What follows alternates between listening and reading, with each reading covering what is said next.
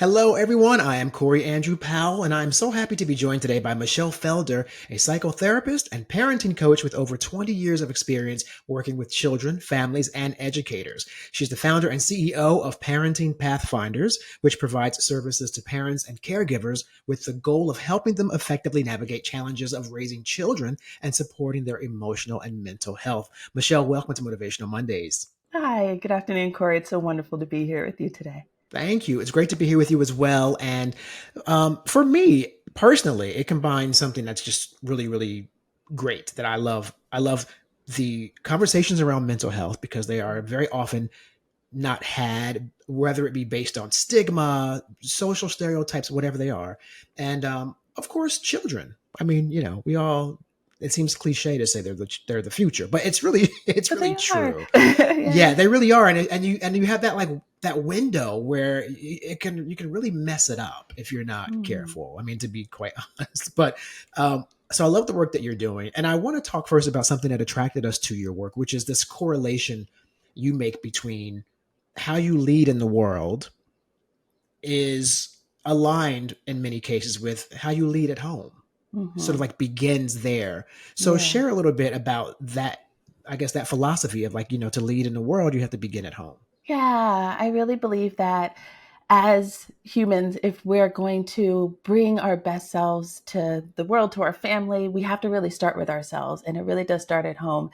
And I want to check in with something you said about being able to like mess up, right? None of us are perfect. Parenting isn't supposed to be perfect. We don't even know what we're True, doing. true, And true. you know what, but I think what you're saying is so important, how it is important to be conscious of the impact that we're having and how we're impacting our children. And the way that we parent, the way that we respond to them, that's going to really guide who they are as children and as grown-ups. And so there's always work to be done. There's always growth that we can do. And there's always learning and there's always unlearning that has to happen. It's interesting that you say that, because I remember a recent conversation with my own mother that Mm. was random, and she just out of nowhere, like a couple years ago, she goes, remember the time XYZ and I reacted this way when you were young, and I Yeah. did, she said, I would do that differently now if I had the opportunity. And I thought it was a profound moment because it really supports what you just said. Like, there's no book that comes along with the baby when it comes Nope. out. So you There's no just, book. We're all figuring it out. We're all doing our best. And there's so much information that we get. And I really encourage folks to just be in tune with your child and trust your gut.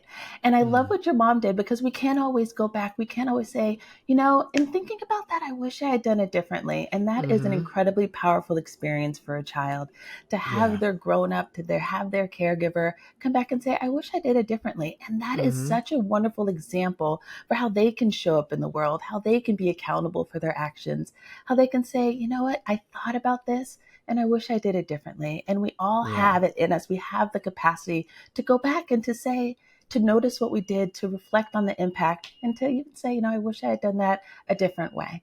And I think there's the correlation too between how you lead in the world, because it doesn't have to Mhm. be, we're talking about parenting, but one of the hardest things for us to do as humans is to say, I was wrong. I should have done differently. That's one of the biggest struggles, I think, often with people, is that ability to sort of own up to things. Yeah, And, that can be very hard.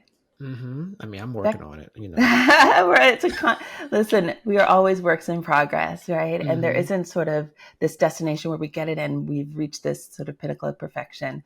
It's Right. about thinking about the impact of our choices, reflecting on it, and being willing to say that. And it is hard to go back and say, I messed up. I wish I'd done it differently. But we Hmm. want our kids to be able to do that, right? We want our kids to be okay with making mistakes. We're not supposed to get this thing called life perfectly. Right. Right. And it really is about the journey. And how that ties into building leaders in general, because if you're raising children, you're building future leaders. Hmm. And so the CEOs and successful people I've spoken to when I have guests on this show, and they may be famous, they may be just everyday people who are doing great things, but there is this sort of plethora of common denominators that I find. And one of them is often the ability to be accountable, the self Hmm. accountability. So Hmm. that's a strong trait to bestow into children. The idea that you have to be accountable for actions, accountable for your words, Hmm. and I think that's a mark that's a mark that's missed sometimes with children's upbringing. That Yeah, accountability early on. it can be, right? And if you notice that it's something that perhaps hasn't been instilled, hasn't been a habit, hasn't been a pattern in your thinking or interaction with your child, you can always start, right? There's always the ability to restart. And, when it comes to helping children to be accountable for their actions, a lot of it is helping them to really slow down and to really think about and reflect on the impact of their choices. So how did that make someone else feel when you did that? How would it feel to you if that happened to you? And really, in thinking about, what happened next, and how can we make this right? And it's really about slowing down and going through a really intentional process of reflecting and to getting in touch with emotions and to making space for emotions to be okay. Because I think part of what can make accountability hard is that feeling of it's not okay to get it right. It's not okay to get it wrong. I'm sorry, that I have to get it right. Right. And so when you're being accountable, you're saying I didn't get it right. And to have that instilled in a child really young, it can be really powerful, and helping them to be okay with messing up and making mistakes, and knowing that regardless, they're still going to be loved, they're still going to be valued, and that can never change, right? Your love for them and your appreciation of them isn't dependent on their accomplishments, and really focusing on their effort, but really helping them to also think about really intentionally the impact of their choices and how other people are affected by that. Mm. And giving them the Yes, language yes. too, right? The language to Hmm. say, I'm sorry, the language to say, and authentically, right? I think sometimes we can tell kids to say you're sorry without, and it's just words, right? Right, Without right, right. actually being connected to the feeling The of why. regret or the Yeah. why, or, right? It's not genuine. It just kind of becomes automatic. And Hmm. so really taking time to really think about what's the impact that that had? How did that make someone feel? And what is sort of the consequence of your choice? Mm. And with Parenting Pathfinders, is it more like an organization where families reach out to you, or they contact you, like as a concerned family, for example, has issues with a child they want to work out, and they say, well, this is my Yeah. avenue. Is that how it works? Yeah, it works in a lot of different ways. Sometimes it's families and parents and caregivers. I also do a lot of work with schools, working with their family communities, bringing workshops and one-on-one coaching to different school communities. Mm. But sometimes oftentimes it is. I've even had, grandparents reach out, people that are nannies and babysitters saying, I'm working with this child and this is really hard. And how can I come up with different strategies? How can I approach these, tough Wow. moments differently? And Wow. so it comes from different places. Really, all parents and caregivers. I've had coaches that I've worked with, just thinking about their soccer team and how can they, Oh, wow. respond to big emotions on the field more effectively, and really Mm. helping them to, unpack the experience, think about what are the feelings that this child is communicating through their behavior, because all Mm. behavior is a form of communication. And so when we can look past the behavior and think about what the feeling is underneath, we can really, really help kids more effectively. Yeah, and that's an important call out too, because parenting is just one aspect of a child's development. You just mentioned there's other people in society who your kid will interact with, right? Mm-hmm. Teachers, obviously, coaches. And so it's almost like there's a call for other people who are not necessarily parents to get Mm. on the bandwagon with this. If you are someone who interacts with young people, like Yeah. it's not like this is not just a parenting thing. No, it's a human interaction thing, and it's a valuing children as whole people, right? We're not waiting for them to grow up and become humans. They are whole people already. And so, even thinking about your neighbor, a stranger, when you even going to a store and you see a child and they make eye contact with you, are you looking away? Are you saying hi and keeping it moving? What are you doing? Are you helping kids to feel seen in the world? And and how we're interacting with a child on an elevator, a child in a store, really being intentional about our interactions with children is so powerful, because we're all models, right? As we're moving through the world, we are modeling human interaction, we're modeling how to take care of each other, we're modeling how to speak respectfully, we're modeling saying good morning to your neighbor, right? And so all of these are lessons. There's always these little lessons that are going on for kids as we're moving through the world. Because they will like imitate exactly what is being shown to them, what they're hearing. I can remember some really funny things as a as a kid going to school, and repeating something that I shouldn't have because I heard it at home, right? From, but being in grown folks' business, as they say. Sure. And my mom was like, "Honey, now there's some things that I talk to you about because you're a mature kid, and I talk to you like a real person. Everybody's not ready for that, so you Mm, can't go to school and talk about what you and I talk about because my mother raised me very. I was an only child, so I had a very. Her approach was, I'm not going to uh, use euphemisms and weird, language. I'm going to tell my child what exactly he's asking me as much mm-hmm. as I think he can understand. And So so I think important. for me, it sparked more of an intellectual childhood growing up and reading books that were a bit more advanced, etc. But I imitated what I saw. She was in education, so I kind of reciprocated that, right? But Mm, we've all seen the opposite. What happens when that's not fostered at home and those kinds of sure. things are not happening. So I do wonder, with that said, what kind of I guess concerns, if you have a couple or one or two, that are kind of common that you get from parents when they're coming to you to say, "Hey, I need some assistance." Is there one or two things that are kind of, you find are repetitive? Parents, at the end of the day, they just want what's best for their child, and they want to be sure that their kid is okay. And so a lot of it is helping parents to understand things that fall within the typical range of child development, right? And so when kids are having really big feelings, sometimes parents can be, and listen, there are times when a child's emotions are, there may be mental health concerns and maybe other developmental concerns. All of those things are very possible. But when something that I see really happening a lot with parents is this sort of is this a typical thing that should be happening with kids? They're having big feelings. What do I do? And I don't know what to do. And oftentimes I find that when parents, caregivers, anybody doesn't do something, doesn't respond, it's not because they don't want to, it's because they don't know how. And so a lot of the work that I do with parents and caregivers is also about helping them to build the language of curiosity, building language of empathy, building language of compassion, and also having compassion for themselves is key too. But really something that I notice with parents and caregivers is just wondering, like, is this okay? Should this be happening? And so we talk a lot about, child development and the things to expect.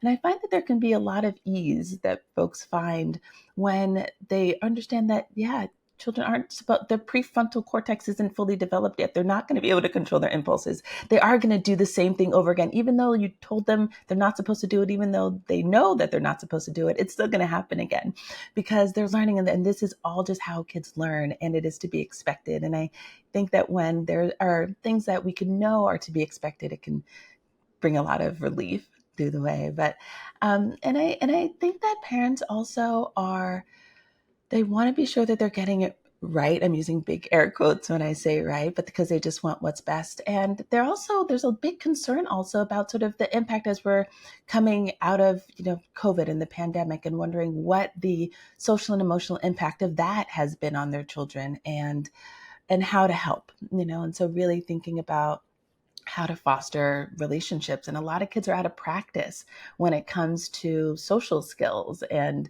expressing emotions. And so helping them to find that practice and being patient and understanding along the way. Yeah, and I know you speak in that same area. You speak about just having those meaningful conversations, and that could end up being about differences, or Mm-hmm. the idea about maintaining healthy boundaries, for example. But sometimes I think parents have a difficulty with speaking to kids too, because they don't really, as you just mentioned before, they don't really look at them as actually being. I don't want to use the term little adults, because that's always like a misconstrued, because they're not adults, right? They're But you absolutely just not. no, not at all. But you just gave a Yeah. very clinical reason as to why, because of the brain development and all that. Mm-hmm. So I think there's also a call there in general for what you're saying, society as a whole, not just parenting, to understand that about children. And it's also funny because it's synonymous with all of us. Like, we all were a child at one point, so it shouldn't be Mm-hmm. too foreign of a But it's concept. Yeah, and I think it's helpful to just try to remember what it was like for you when you were a child, what your Hmm. experience was, what it was like for you when you had questions, and would adults answer those questions? Would they answer them Hmm. honestly? I Yeah. firmly believe that there is an age appropriate way to talk about any topic. And Hmm. so when kids come to us with their questions, it's so important for us to be honest and answer them clearly. I love how you were saying that your mom would explain things to you with, Yeah. actual the words for body parts and the words for Hmm. whatever, Yeah, just being really exactly. clear and honest about Anatomy. it. Yeah, right, right. Yeah, all And of then I those went on and I things. finished playing with my Legos, when Yeah, she told me, exactly. it took the mystery out of it. I was like, oh, It okay. Yes. Yeah. And I think often there's a fear that if we talk to kids about these things, they're gonna go do things or it's too much for them. But Yeah. actually it really does lay a really important foundation of honesty and open communication. And they know that if they come to you with their questions, they're gonna get an honest answer. Hmm. So they're more likely to come to you than to Google it or ask their friend or Right. Yeah. whatever. They know that Yeah. they can come to you. And also not knowing the answer to something is perfectly fine. Saying, I actually, that's a great question. And I'm so glad you asked me that. I actually don't know the answer, but I'm going to go figure it out and I'm going to get back to you soon. And then being sure Mm. that you do get back to them with that honest answer. Yeah, I love that. Yeah, and I think one of the great examples recently I interviewed a woman named Dana Marlowe, and Dana Marlowe is very known now for having started a organization that provides feminine hygiene products and undergarments to homeless women, women who are in shelters or women who are just refugees, anyone who's in that situation, because that segment of homeless relief is often overlooked when it comes to that component. But she has, I think she said she has two boys, she has sons. And so her sons are very familiar with her work. They're young. Hmm. And they were having reproduction class conversation. And the teacher said, does anyone know what a period is? And the boy, her son raised his hand. Yes, I do. And yeah, he was like, That's yeah, I cool. actually do. And the teacher prepared herself for like some sort of obnoxious, like boy answer, maybe, that she did. And he very academically explained what it is and how often he thinks it occurs in women. And Hmm. but he was like 11 and the Yes. teacher was dumbfounded. But I thought that was fascinating because, as we just talked about, when it comes to conversations they're not difficult. I think adults are making them difficult by being overly protective of how they're addressing things. So that's a great thing to Yeah. call out. And being, you have to be mindful of the language you use and the amount Hmm. of information that you offer, right? Right. And it's also about planting seeds, right? Even in thinking of a conversation about sex and the body and reproduction Hmm. and changes, all of these things. It's not one sit down conversation that you want to have. You want to plant these seeds from the time you're changing their diaper and you're talking about body parts, and then they get a little Right. bit older and you talk a little bit more, and then you ask other questions and you answer those questions honestly, and then you build on that. It's about building. It's not, I think it's so helpful to not think of these things as, okay, I have to have this one talk about this, about, even just using that example, talking about periods, right? Right. It's an ongoing conversation. And again, it's creating an environment where questions can be asked and where questions are answered honestly, and kids can handle so much more than we often give them credit for. Hmm. Like they Yeah. can handle the information, and we have to be mindful of how much we're giving, right? And Right. being Sure. responsive, I mean, also being responsive, if a child looks like they're checking out or that it's too much, or that's okay, being responsive to that, but not being afraid to talk to them about things and answering their questions and seeing what's on their mind. What do they want to know Hmm. about? And then going Yeah. from there, always starting where they're at. Yeah, and I think that's a key to building more empathetic adults if you start Mm-hmm. there. So they'll understand how the world around them is not necessarily looking like them or having the same Mm-hmm. philosophies as them. It sort of prepares them. That's why I'm a little concerned now, and I wonder what you think about this sort of concerted effort in, without getting specific about locations in America or which governor may be implementing them. But there are some aspects right now in education where there's an effort to suppress Mm-hmm. um, information. And I wonder what you think about the fact that there's some parents who are actually leading that movement against information. But on the other side, there's parents who they may want their kids to hear that information. Like, it's Mm-hmm. kind of this weird balance of like, how does one group get to sort of say what my kid gets to you know understand or learn about. So it seems one-sided. Do you have a concern about how that might be impacting children's development when they're being sheltered from important conversations? Yeah, I think that it really goes back to the power that parents and caregivers have at home. and what goes on in your home and the conversations you have and how questions are encouraged and they're answered honestly and talking about different perspectives and different viewpoints and even being clear, there are some schools, some people, some places, some whatever where they may think that this isn't something that's okay to talk about, but I want you to know that in our home this is what we think, and in our home it's okay for us to ask these questions and to have these conversations. And there are people that think differently, and it's okay. I think letting kids know there is another side. There are people that think differently. There are people that believe different things, but this is what we believe in our home. And this is what we want you to know because it's important to us that you know this information. Yeah. And also your children, that's a great point too, because your children at that age, you're sending them out into the world and it's reflective of the family. I mean, you can have the best behaved child or the reciprocal. At the end of the day, it's sort of a reflection of what you're doing at home because you're responsible for that development of those kids. And so I think that's tricky too because parents are sometimes scrutinized for how how that goes, and they may be trying their best, but a kid is going to do sometimes what they want to do. So I guess you really can't police it 100%. Absolutely. And there's also so many things that impact children. So it's not, you can have a parent that is responding with intention and is being really conscious of how they're parenting. And a child may be wired differently and may be wired to have more intense reactions and just may be more sensitive to sensory stimuli, all of these different things. And there's also the impact of other folks that are important people in their life and the things that they're seeing and the things that they're hearing or overhearing or questions that they may have. Is there grief or loss that they're still trying to wrestle with or process? Because kids process things very differently and at a different pace than grown-ups do. And so there's a lot that's going on. And so I want to be sure that we don't, it's not, I think that there can be a lot of you know, pressure and put on parents. And I think that there can be blame that can be put on parents. Oh, well, your child is having this hard time, so you must be doing something wrong. And that it's not so linear. And I want us to be really, sure to think about all of the things that impact children. And yes, parents are powerful examples, and what they do and how they treat their children and how they respond to them has such a huge impact. But there are so many other factors that are going on and things to consider as well. Hmm. Well, as far as things to consider, I do wonder, how do you do the work that you do in a world that we live in now where there's a seemingly, I mean, for me, it's the most maybe tumultuous, divisive time that I can recall, really. Probably since I've been alive. I mean, it's really a different thing going on right now in Mm-hmm. America and in the world.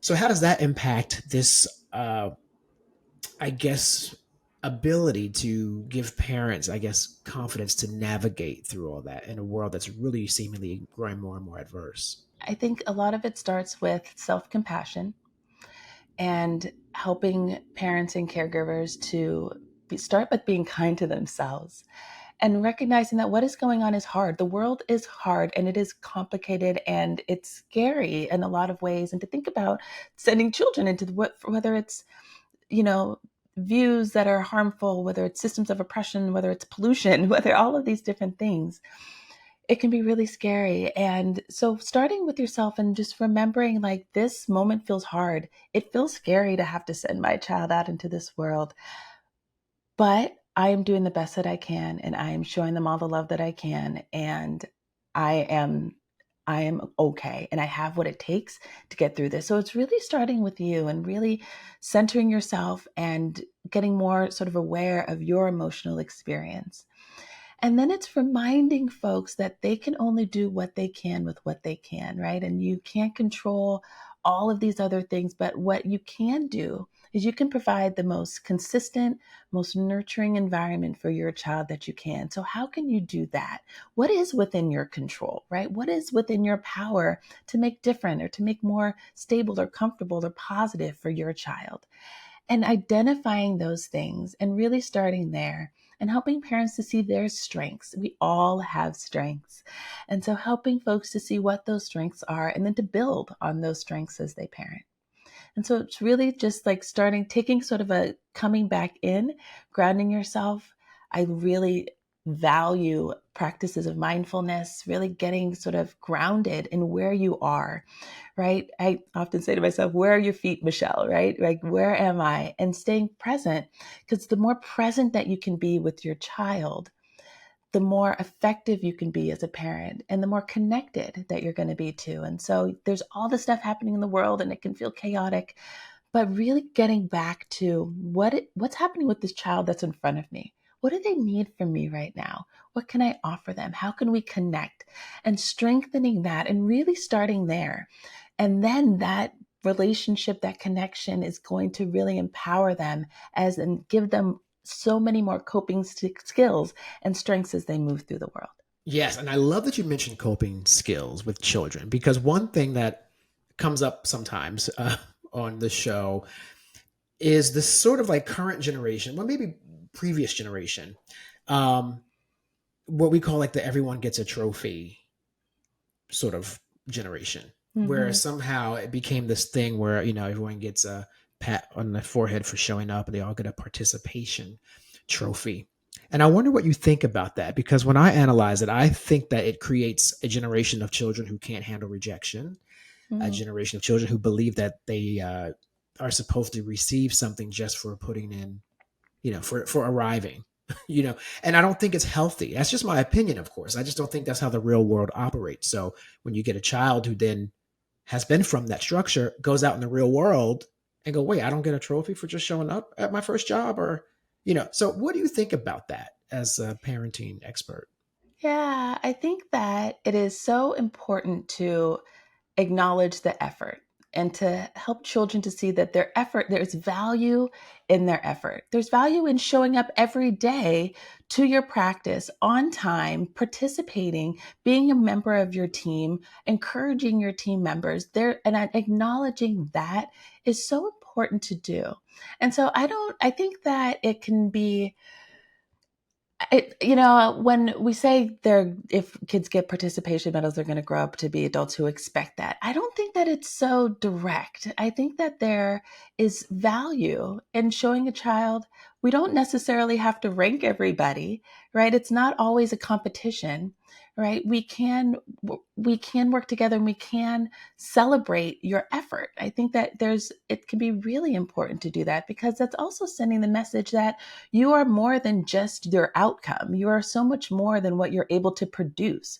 You don't only have value when you are number one. Number one, yeah. And so I think that it can be really valuable to show kids your effort, your participation, your encouragement. What kind of teammate were you? What is how your sportsmanship? See how that impacted and encouraged the other people that you're working together with. And so I do think that there's a lot of value in that. And I think that we can sometimes have put a grown up lens on it and say, well, if they get this and they're going to grow up and they're going to think that, there's a lot of space in between. And there's a lot of things that can happen between that. And when we're setting the foundation of helping kids to see there's value in you being consistent, you putting your effort into it, you showing up, you not winning, and you still kept coming, that's important too. And I think that there's a really valuable lesson in that. Excellent. Amazing, enlightening information. And it's universal. It's not just, like we said, it's just not information that benefits parents. These are wonderful lessons that can benefit leadership in all aspects. So we really appreciate you sharing your perspectives today with us. Michelle Felder, psychotherapist and parenting coach and CEO of Parenting Pathfinders. Thanks so much for being here today on Motivational Mondays. Thank you so much.